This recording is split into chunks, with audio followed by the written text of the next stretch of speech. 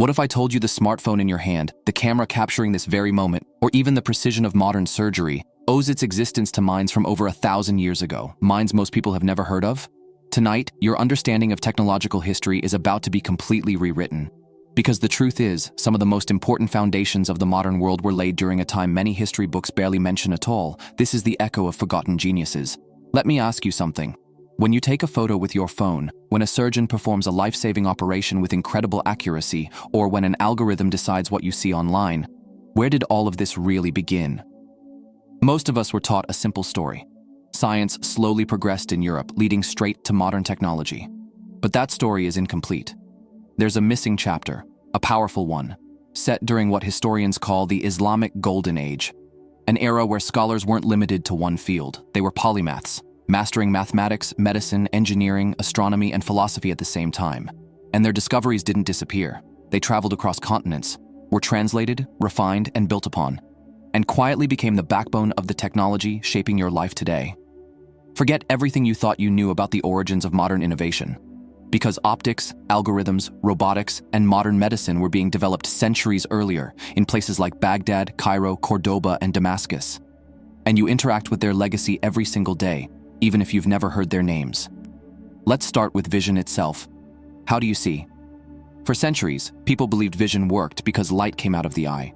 That idea survived for hundreds of years, until one man challenged it. His name was Ibn al-Haytham. Often called the father of optics, Ibn al-Haytham didn't just theorize, he experimented. He tested ideas, recorded results, and repeated experiments to verify them. Sound familiar? That's the scientific method, centuries before it was formally named. He proved that vision happens when light enters the eye, not the other way around.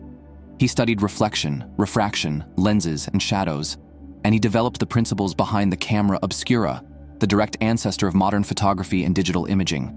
Every camera lens today, from your phone to space telescopes, follows the optical principles he laid down. When we talk about innovation, this is where seeing the world clearly truly began.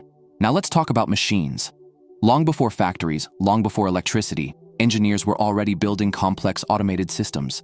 Enter the Banu Musa brothers, three siblings who engineered programmable devices, mechanical fountains, self-operating machines, and intricate water systems. They wrote detailed manuals explaining how machines could be assembled, repaired, and modified, essentially early engineering blueprints. Then came Al-Jazari. His inventions included water clocks, humanoid automata, and mechanical devices powered by gears and cams. He even described machines that could be programmed to perform different tasks, an idea that would eventually become essential to robotics and automation. Fast forward to today, robotic surgery, automated factories, self-driving vehicles. All of them rely on the same mechanical principles Al-Jazari documented centuries ago. And then there's a name you may recognize, even if you don't realize it. Al-Khwarizmi. His work gave us algebra, but more importantly, his name gave us the word algorithm.